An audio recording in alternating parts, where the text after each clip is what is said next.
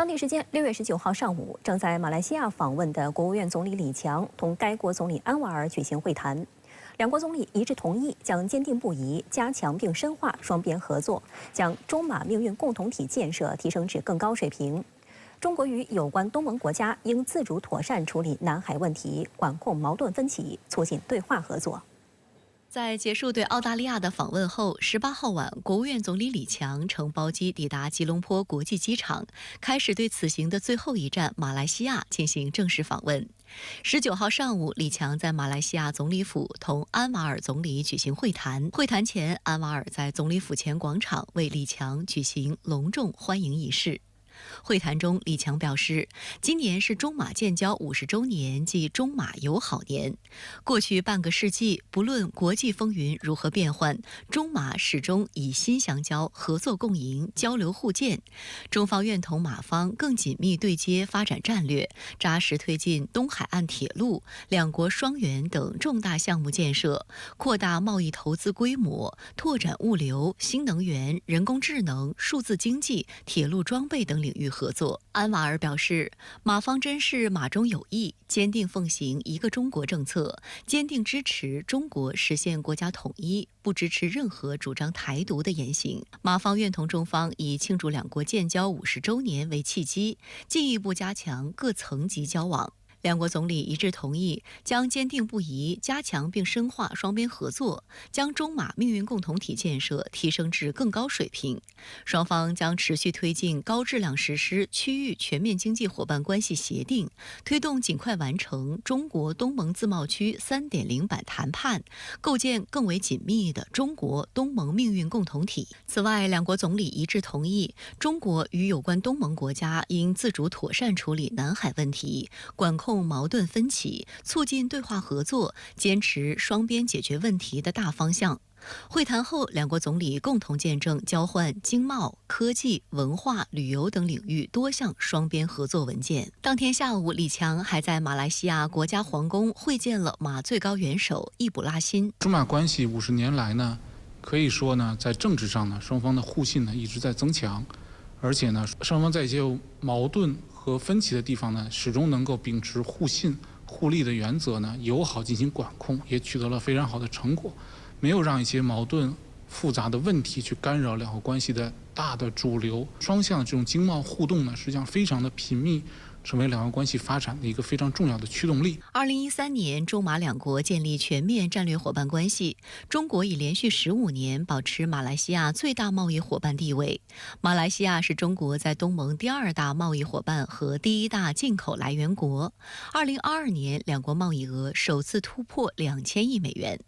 此外，作为最早响应和支持共建“一带一路”倡议的国家之一，马来西亚通过共建“一带一路”合作，共享发展红利。其中，旗舰项目马中关丹产业园累计完成投资超440亿元人民币，入驻企业实现盈利的同时，极大促进了当地经济社会发展。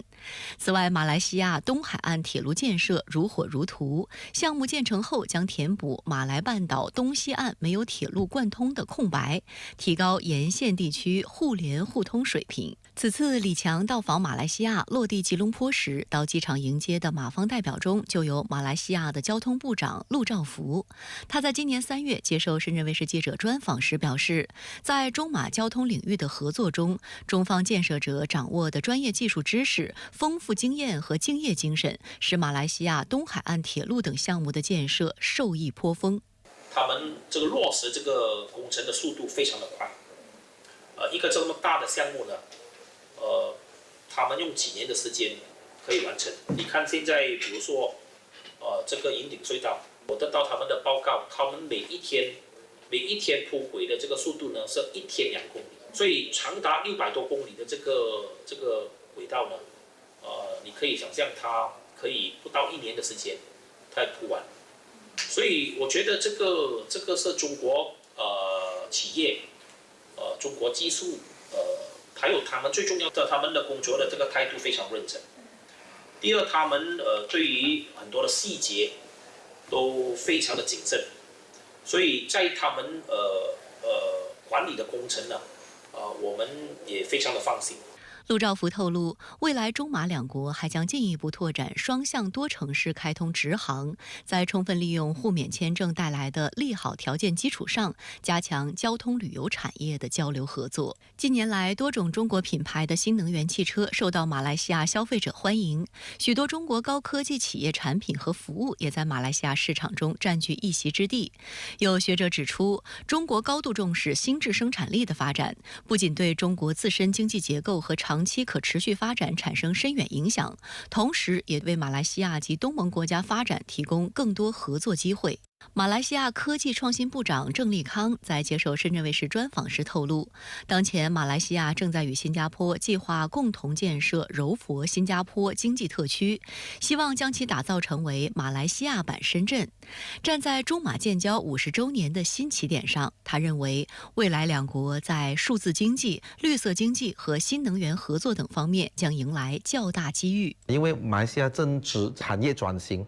的这个时代，我们是希望说我们能够成为高收入国、高价值的这个产业，我们要引进来。要达到那个目标的话，肯定我们要把我们现有的劳力密集的这个产业转型成为这个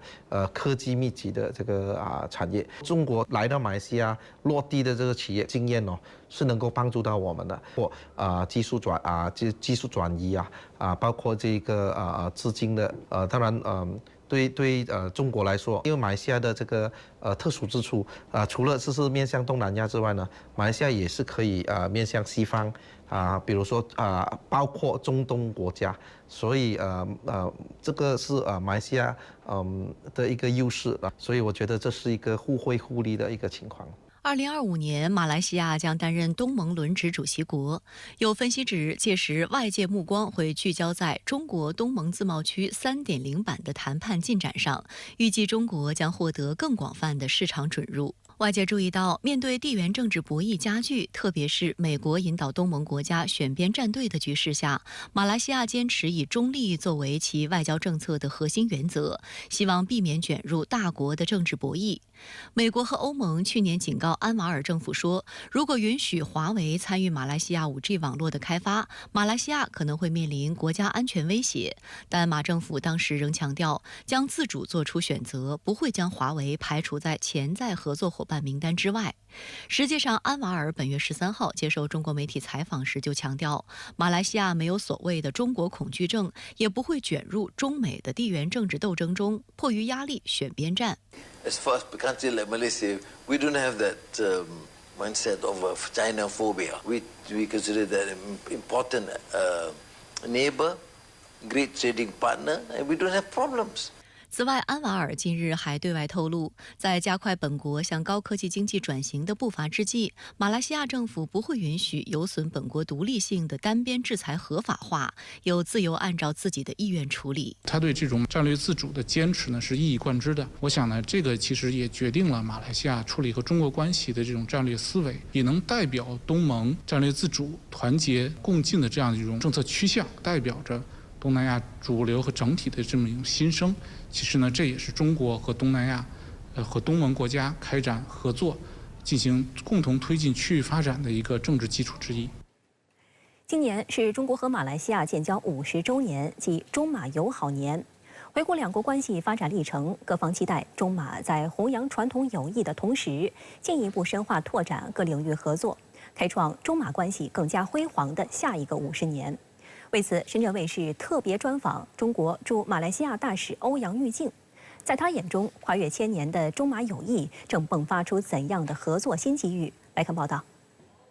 1974年5月31日，时任国务院总理周恩来与马来西亚总理拉扎克在北京人民大会堂共同签署两国政府联合公报，中国和马来西亚正式建立外交关系，马来西亚成为东盟中首个同中国建交的国家。2013年，两国决定将中马关系提升为全面战略伙伴关系。今年5月31日，国家主席习近平同马来西亚最高元首易卜拉欣互致贺电，庆祝两国建交50周年。回顾两国关系50年来的发展历程，双边关系一直保持良好发展势头。今年5月，易卜拉欣公开表示，中国仍然是马来西亚的重要邻国，马来西亚没有受到美国施压的影响。外界指出，这显示出中马关系在世界局势日趋复杂的背景下，始终保持韧性。今年是中马建交50周年，那么您如何评价中马关系的发展？可否用几个关键词来概括呢？一个呢是中马关系的叫历久弥新，这个中马友好的这个交流呢源远流长，这个上溯的远至呢到唐宋时期，可以说是呢这个跨越1000年，这个历久弥新。第二点的话呢就是互敬互信。50年来的话呢，中马两国的这个政治互信啊，不断的深化。我们说呢，既是老朋友，更是真朋友、好朋友。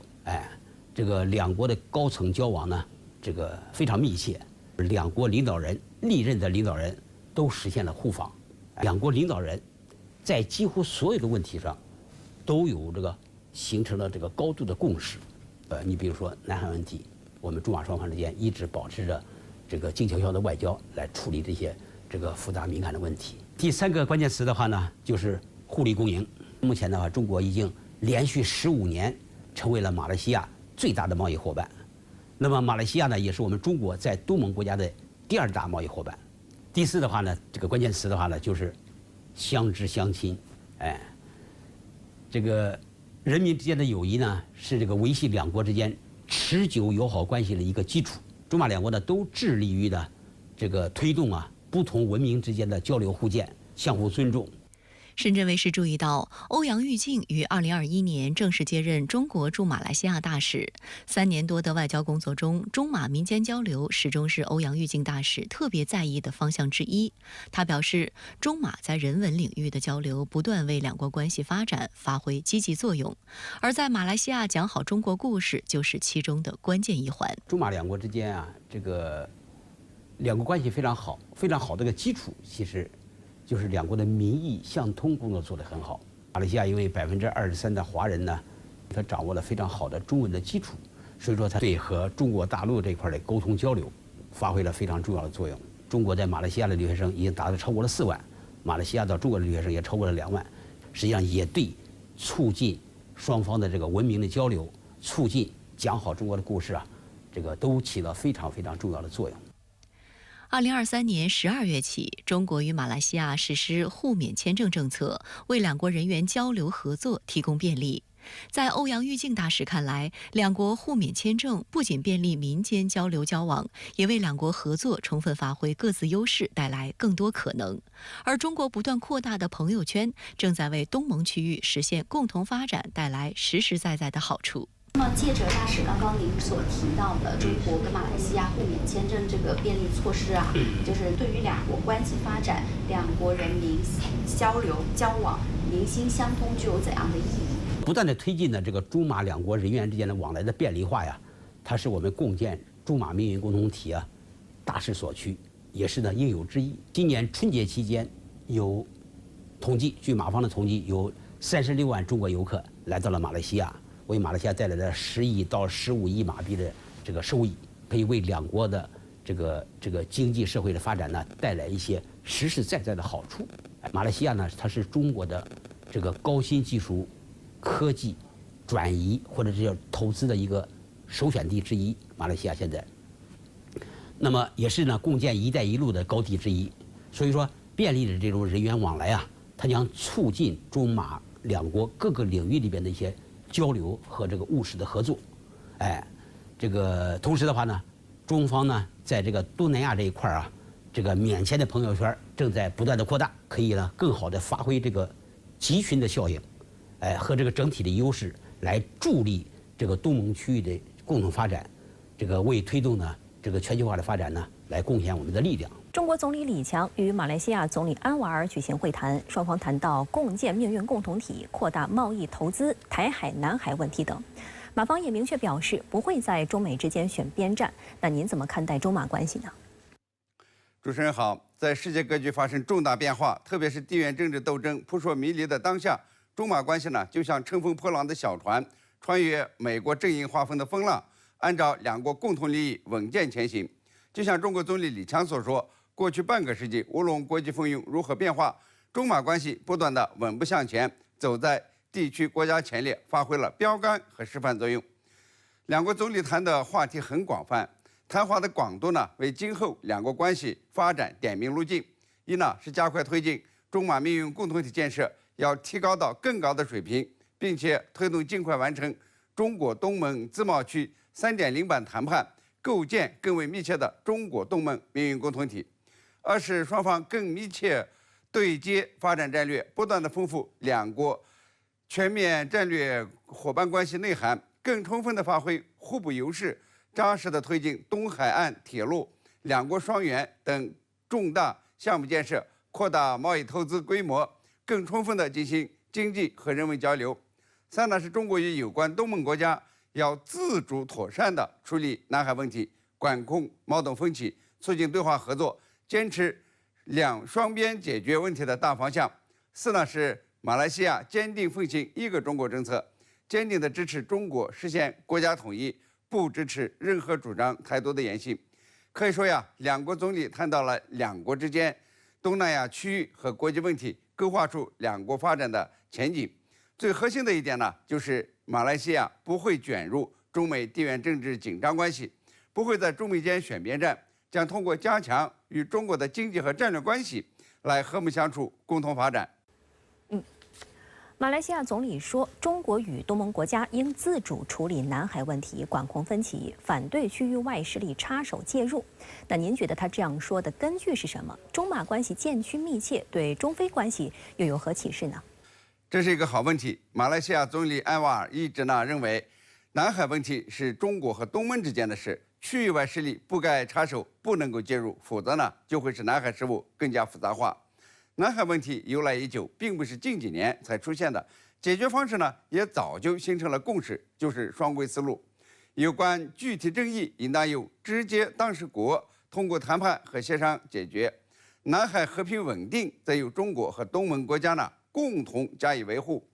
过去几十年，中国和东盟、中国和有争议的南海国家之间都遵循着双轨思路，所以南海是和平和稳定的。接下来的一个问题是，为什么南海国家愿意和中国通过双边协商来解决争议问题呢？一是搁置争议，共同发展，最符合双边利益；二是中国和东盟共同维护和平，可以排斥区域外势力的干扰和破坏，会更加容易解决问题，而不是把问题复杂化。比如说，中国和马来西亚也有南海争议，马来西亚占着中国的5个岛礁呢。双方之所以都能够遵守双轨思路，就是符合两国发展的利益。今年是中马建交50周年，双边贸易额从建交处不足2亿美元，攀升到了2023年的1902.4亿美元，增长了950多倍。过去15年，中国连续保持马来西亚最大贸易伙伴地位，连续多年是马来西亚的主要投资来源国。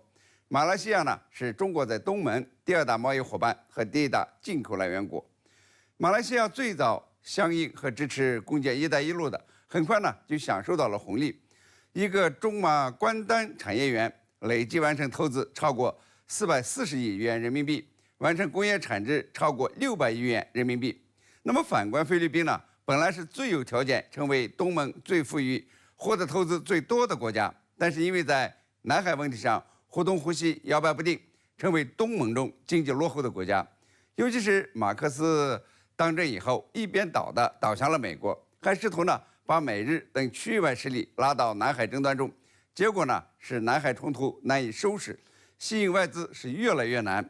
那么按照美国智库的一份报告从2020年到2022年，中国向菲律宾提供了高达90亿美元的政府指导发展基金，用于200多个开发项目。但是马克思政府采取对抗中国的政策以后，这些项目大多数都撤资了。中国一家私营企业的投资都比美国承诺的给菲律宾的投资要多。即便如此按照菲律宾的统计2023年菲律宾外贸进出口总额将近是2000亿美元，同比下降了8%。菲律宾与其他主要贸易伙伴的这个贸易额均是大幅的下降，但是中非贸易额则继续逆势上扬，达到了400亿美元总额，同比呢还增长了2.7%。中国连续8年呢成为菲律宾第一大贸易伙伴。今年4月份，新加坡智库的一份调查显示，中国呢已超过美国，成为东南亚地区的首选盟友，在经济影响力和政治与战略影响力上都是大大的超过了美国。而菲律宾呢似乎是反其道而行之，那么结果呢就会很惨。中马关系呢是一面镜子，照出了菲律宾的短视和狭隘。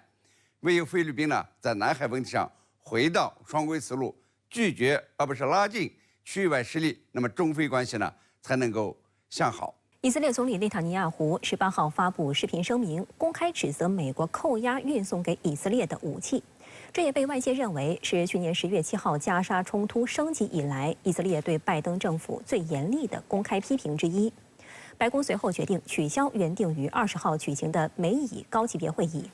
内塔尼亚胡的办公室和住处近期还爆发大型示威，要求以色列举行大选，以结束加沙战事，解救人质。面临内忧外患的内塔尼亚胡还有哪些选择？来看详细报道。It's inconceivable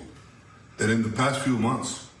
the administration has been withholding weapons and ammunition to Israel. 内塔尼亚胡称，他在美国务卿布林肯上次访问以色列期间，曾与其就武器交付问题进行了坦诚的对话。布林肯向他保证，美国政府正在努力消除提供武器的瓶颈，并补充说：“我希望真的是这样的。”随后，内塔尼亚胡竟自比英国前首相丘吉尔，并引用了2战期间丘吉尔在美国会发表演讲时的名言：“给我们工具，我们就能完成任务。”美国轴线新闻网指，内塔尼亚胡特意用英文发表讲话，并且直接喊话拜登政府，这是自10月7号加沙战争爆发以来对美国最为严厉的公开批评。美国广播公司认为，内塔尼亚胡的最新表态颇有威胁之意。 Look, this statement really is a new phase, I think. You know, Prime Minister Netanyahu looks angry.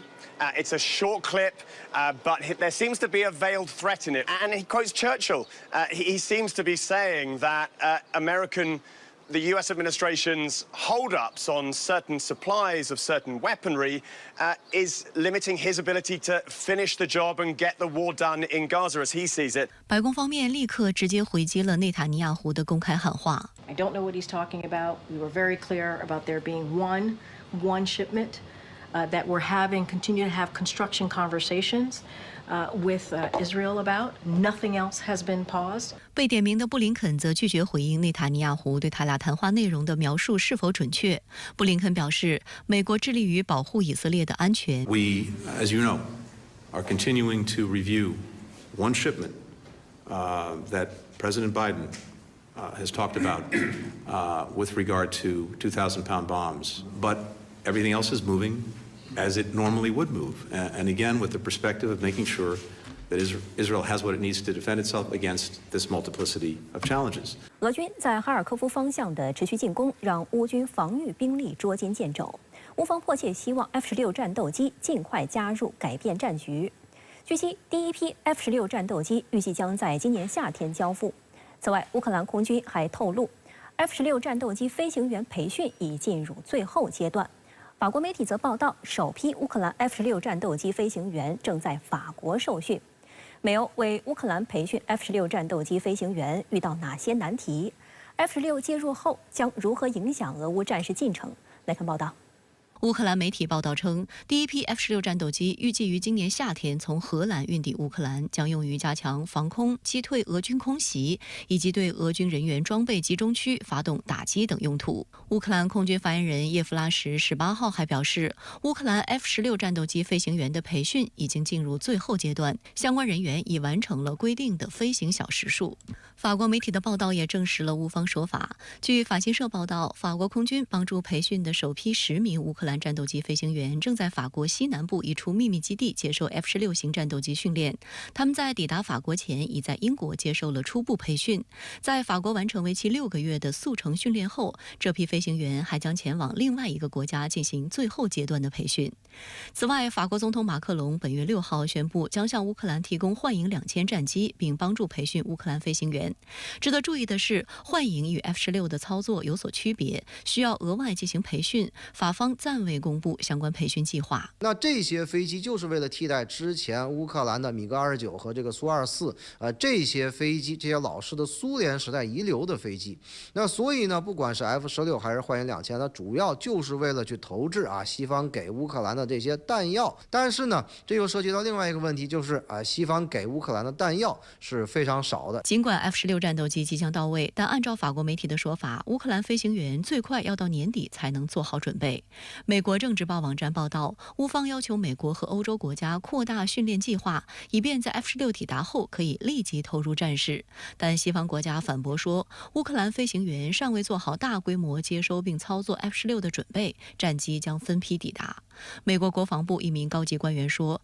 如果乌军把这些作战能力投入战场，我们希望他们可以用有效的方式投入。一架 F-16如果第一天就被消灭，就不会有任何价值。有分析认为，即便西方国家援助的 F-16战斗机可以全部立即到位，乌克兰也得到了足够多的 F-16战斗机飞行员，但乌军恐怕仍旧难以在战场上打开局面。美国国家利益双月刊网站此前刊文称，在当前战争条件下，几十架战机本身无法带来有效突破。不仅如此，由于俄方拥有装备精良的空军和防空导弹，这一局面恐将更加复杂。这些飞机对于整个这个俄乌形势呢，整个战场形势不会有太大的改变，因为这些飞机本身它就是第4代的，没有经过现代化的这种这个深度的升级，而且呢，它又是规格比较这个低的，它是中型的战斗机，是战术飞机，所以呢，它在空战方面本身就面对着整个俄罗斯空天军的这个空天军这些飞机或者整个作战体系呢，它并没有什么优势。随着乌克兰在战场上日益被动，美国开始授权乌克兰方面使用美国武器打击俄罗斯境内目标，而北约更是发出动用核武器信号。当地时间17号，北约秘书长斯托尔滕贝格宣称，北约国家正在讨论部署更多核武器的问题，通过提高其核力量的透明度来作为一种威慑手段。根据美国原子科学家公报的信息，美国在5个国家意大利、德国、土耳其、比利时和荷兰部署了大约100枚 B61核弹。对此，俄总统新闻秘书佩斯科夫表示，斯托尔滕贝格的这番表态是又一次升级了紧张局势。俄罗斯总统普京近日表示，不应无端讨论进行核打击的可能性，俄罗斯只会在特别情况下使用核武器，他不认为目前已出现需要使用核武器的情况。现在俄罗斯占了很大的这个优势乌克兰呢全线占据一个劣势。在这种情况之下呢，西方国家急于搞这个平衡。那所以呢，一方面是这个有这种大规模出兵的这个企图也就造这个各种的这个势。另一方面呢，就是搞这个核威胁。当然，这种核威胁并不会在这个本质上产生太大的改变。虽然北约发出的核武威胁让俄乌局势面临更多不确定性，但是西方对乌克兰加入北约一直采取模糊政策，一方面不愿断绝乌克兰的希望，另一方面也不愿激化与俄罗斯的冲突。美国白宫国家安全委员会战略沟通协调员约翰科比17号强调，乌克兰必须先打败俄罗斯，才有望成为北约成员国。 First, they gotta win this war. Right? They gotta win the war first. And so, number one, we're doing everything we can to make sure they can do that. 实际上，在12号，北约秘书长斯托尔滕贝格也曾表示，如果乌克兰希望加入北约，就必须在其与俄罗斯的冲突中取胜，这是乌克兰成为北约成员国的绝对最低要求。对此，俄罗斯外交部副部长谢尔盖·里亚布科夫19号回应称，这意味着乌克兰永远不可能加入北约。乌克兰曾于2022年9月以俄乌冲突为由正式申请加入北约，尽管基辅请求通过快速通道完成加入北约的手续，但北约迄今为止一直拒绝提供乌克兰入约时间表或路线图。那美国或者这个欧洲一些国家做这种表态，其实呢就是把这个乌克兰是否能够加入北约作为他们的地缘政治工具。那其实呢，这个乌克兰如果他真的能够打赢俄罗斯的话，那他加入北约根本没有任何意义。那北约加入乌克兰反倒有意义。所以呢，这个其实就是一个逻辑悖论。当地时间18号，美国五角大楼宣布，美国务院已批准向台湾出售逾1000套无人机系统，总价值达3.6亿美元。这是美国总统拜登任内第15度对台军售，也是本月第2次。岛内媒体形容此次军售是所谓大突破，不过就有岛内网友讽刺称，美国又来骗钱了。外界还注意到，这批军售中有臭名昭著的弹簧刀，背后体现了美国什么样的阴谋？美国务院批准向台湾地区出售最新一批对台军售项目，包括价值6020万美元的弹簧刀300型自杀式无人机及价值3亿美元的 Altus 600MV 反装甲无人机。据台媒报道，弹簧刀300型无人机长约61厘米，重2.7公斤，爆炸威力约等同于40毫米榴弹，操控范围约10公里，可在最远距离滞空10分钟，找寻步兵或轻型装甲车等目标，锁定目标后能以时速161公里俯冲攻击。太贵了啦！全世界哪有这个天价的无人机？它速度非常的慢，你很容易被敌人所击落。那现在的话，就是把它当做靶机来卖给我们。台防务部门19号宣称，攻击型无人机近年来于实战中成为战术新选项。据台媒报道，台军方早在去年就建案并编列机密预算，以军售方式向美采购这套系统，未来将部署于台陆军特战部队与海军陆战队。台防务部门还声称，对于美方为加速对台军售的各项努力，特别表达感谢。不过，岛内舆论却并不买账。消息传出后，便立即引发一些岛内网友吐槽，整天感谢美国，看了就讨厌，给钱的要感谢赚钱的。对于美国再次宣布对台军售，更是有岛内网友讽刺称，又来骗钱了，什么时候交货呢？美多个对台军售项目交付延迟，尚未交付的装备总额近200亿美元。据台媒报道，台军2017年定案采购的1700枚陶2B 型反坦克导弹不仅没有交付，甚至连1枚导弹都没运到台湾。台防务部门负责人顾立雄17号在台立法机构接受质询时称，年底会全数交货。台媒还配合报道称，从2024年起，包括反坦克武器、主战坦克和战斗机等在内，美国售台武器将进入交付高峰期，不过被外界质疑有灌水美化之嫌。还有台媒指出，随着武器大量交付，台当局用于军购的经费也水涨船高，每年的预算超过500亿元新台币。至今是零筹获啊，原因是什么？测评好像有点问题，是。不过现在这个测评已经过了，所以预计在今年的年底以前全数会交易。外界注意到，这批美对台军售中，无人机系统被摆上台面，还包括臭名昭著的弹簧刀，背后还是美台勾连搞所谓非对称作战的烂把戏。无人机、无人艇被视为所谓非对称作战的重要装备。早在2020年，美方就同意向台出售弹簧刀小型无人机系统。分析认为，美国将这些武器卖给台湾，除了赚钱之外，就是要让台湾人扛着这些武器去所谓重层贺阻打巷战，让台湾成为遏制大陆的代理人战场。这些卖给台湾的小武器，要的不仅是台湾人口袋里的钱，还有他们身上的命。值得注意的是，美方前段时间还在大肆炒作可使用无人机舰将台海形成无人地狱。美国印太司令部司令帕帕罗在新加坡出席香格里拉对话会期间就表示，计划部署数以千计的无人潜艇和新型无人机，试图将台湾海峡打造成地狱景象。观察指，美高官抛出这般涉台惊悚言论，不仅会引发两岸民众愤怒，也让世界进一步看清美方部分政客和军方人士祸乱台海的险恶用心。台湾时事评论员介文吉就批评称，弹簧刀这种东西是摆在每个台湾老百姓家门口的武器。我今天数以千计的无人飞机是有可能的，1000架，因为那个弹簧刀飞机，事实上你的手就可以 K 出去了，它是非常小的，而现在武器就有。可是所谓的无人潜艇无人船舰。这个部分的话，我知道的美国也还没有那么先进。军方讲的话，基本上都是他在战争中的准备嘛。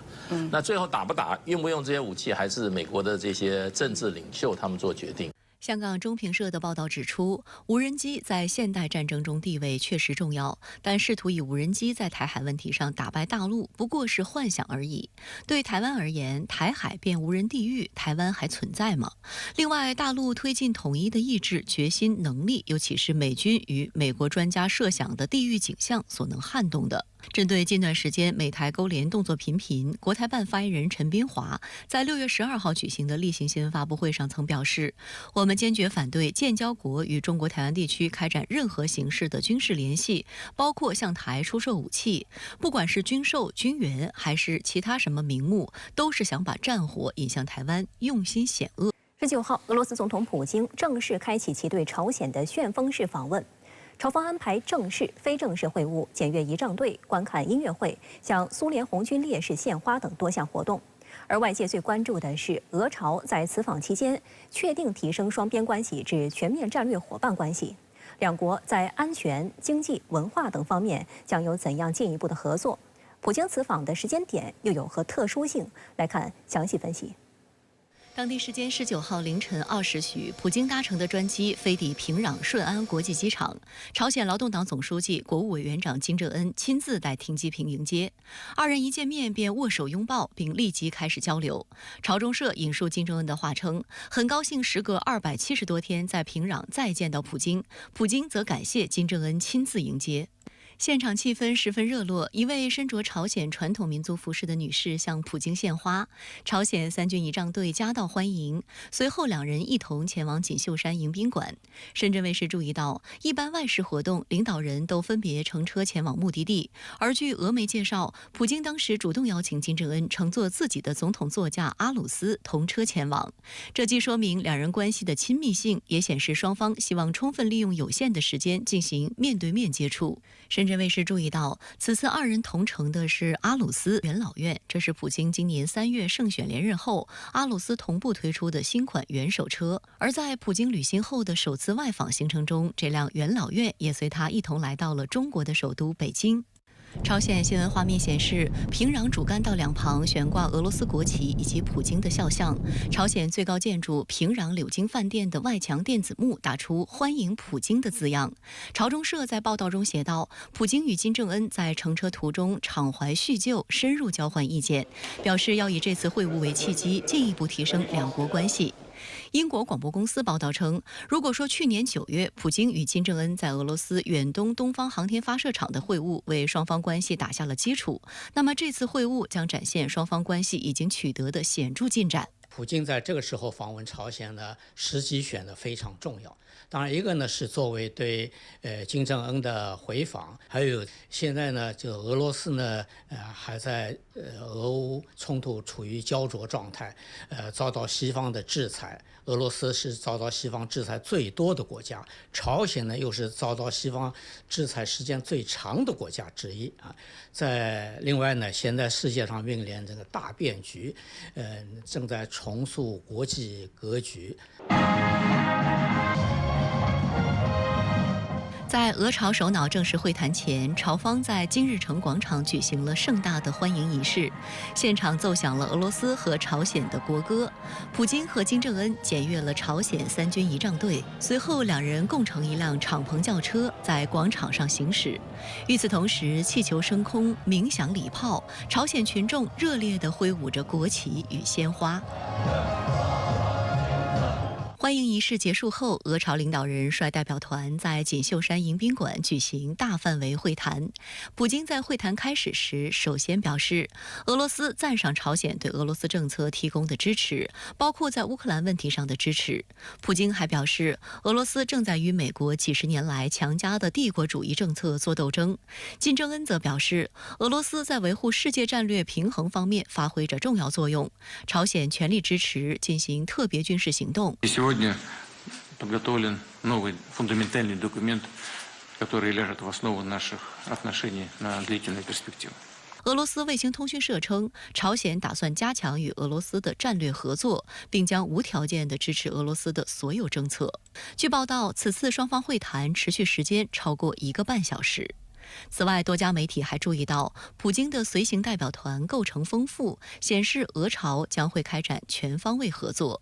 代表团成员包括俄罗斯联邦副总理亚历山大·诺瓦克、俄罗斯外交部长拉夫罗夫、俄罗斯国防部长别洛乌索夫，以及俄罗斯自然资源和生态部部长、卫生部部长、交通部部长，同时包括俄罗斯国家航天集团总裁鲍里索夫和俄罗斯铁路公司总裁别罗泽罗夫在内的俄罗斯大型公司的代表也一同参加。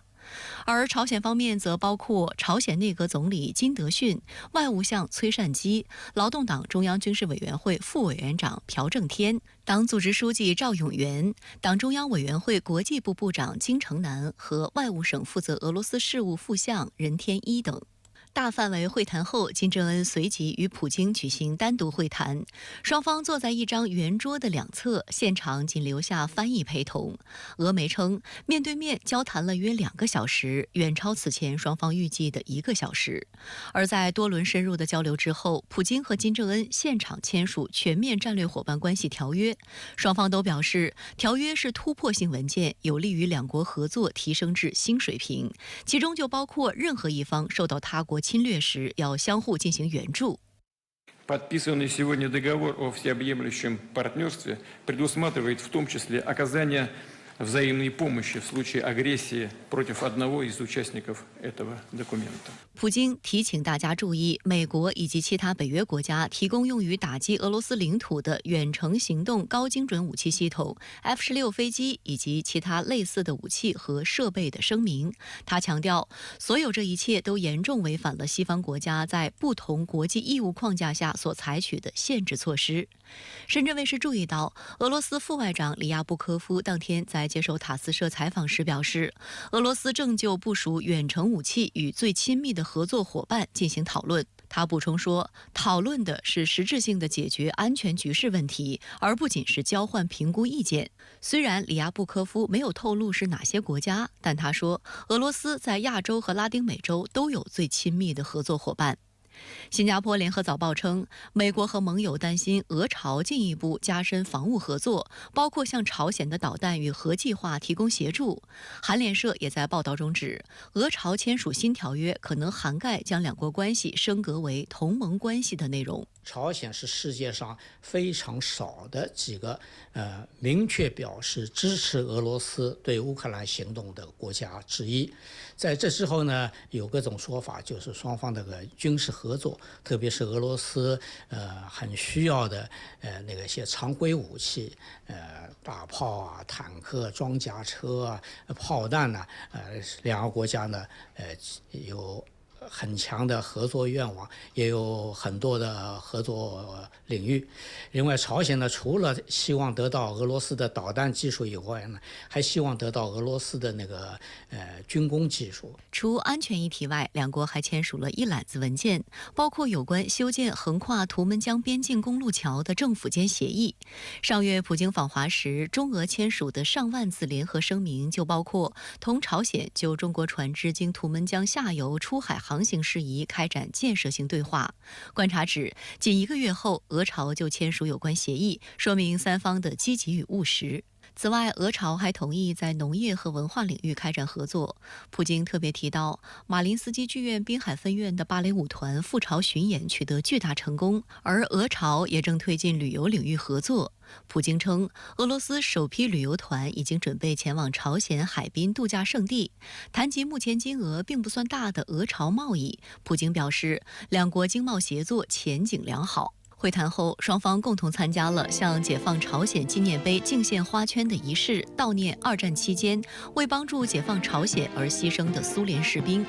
两人还共同出席大型音乐会和国宴。时隔24年之后，俄罗斯总统普京再次访问朝鲜。请问石先生，普京这次访问朝鲜对于俄朝关系的发展会起到什么样的作用呢？普京这次访问朝鲜，既是对去年9月朝鲜领导人金正恩访问俄罗斯的回访，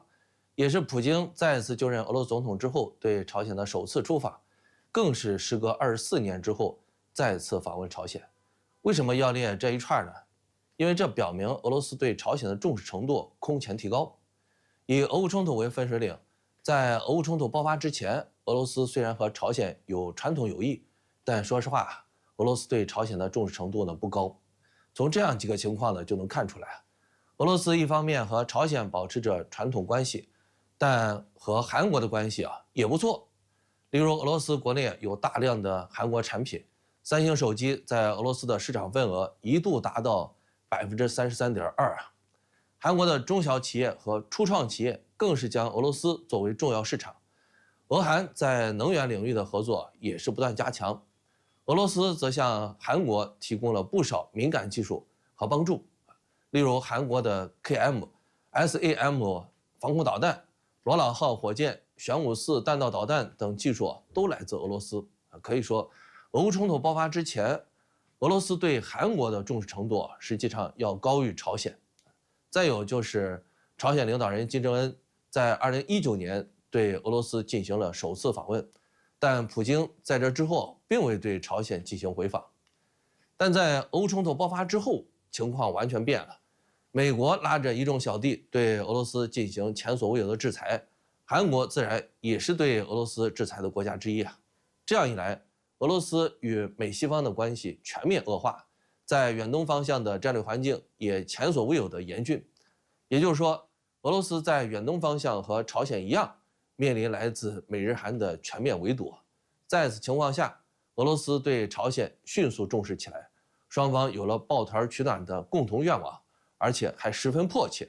于是呢，接下来就有了朝鲜领导人金正恩时隔4年之后，于去年9月对俄罗斯的第2次访问，